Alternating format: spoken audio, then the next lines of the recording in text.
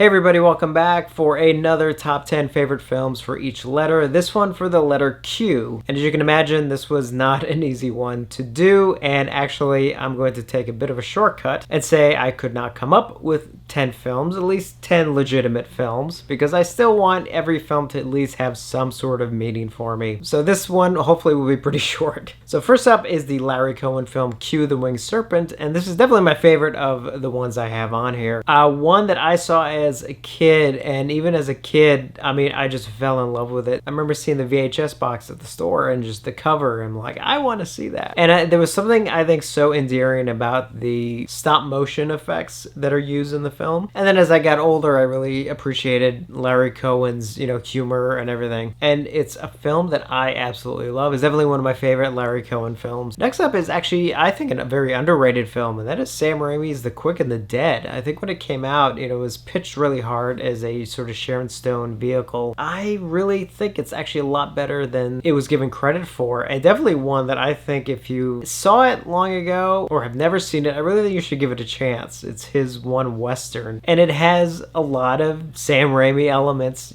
kind of built into it, and it's just entertaining and a whole lot of fun. So the next one on the list is a John Wayne classic, The Quiet Man, and a really fantastic, funny, dramatic character study of someone who's trying to almost escape himself, but he finds himself and falls in love, and you're learning about the community, and it has one of the longest fight scenes ever done, but it's also hilarious. A film that, even though it is considered a classic, I still think it's one that sometimes gets a little underappreciated, which I know is kind of weird in certain circles, but I still think the film is even a lot better than sometimes it gets credit for. Next up is definitely a more recent one, and that is A Quiet Place. Now, this was definitely a pleasant surprise of a film. I mean, I'd heard good things about it, but until I actually saw it, I was actually very, very impressed with what John Krasinski was able to do. I mean, for someone who admitted was not a fan of the horror genre, but was inspired to tell this story and didn't hold back, because it's definitely a very effective film, and one that I really think well beyond the premise that it sets up, because that premise can easily sort of, almost like 20 minutes into the movie, you could easily sort of kind of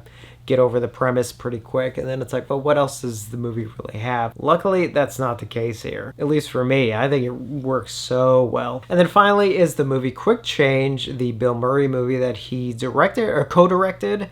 And I just absolutely find it so endearing, very funny, but also it sort of has like an underlining kind of thing to it that I think really elevates it beyond just sort of funny premise, and one that I was actually kind of surprised Bill Murray didn't go on to direct some more. I think he's definitely talented enough, so I don't know, maybe it's something he may try once more. But if you've never seen Quick Change, I really, really recommend it. Definitely worth checking out. It's Bill Murray and Randy Quaid and Gina Davis and Jason Robards, so worth checking out. Anyway, that's it for the letter Q. Again, there were a couple other titles I was going to throw on here, but it's like I just, I need to see more movies that start with the letter Q, obviously. So let me know your picks for the letter Q if you have any. Obviously, keep an eye out for the next one, which will obviously be the letter R.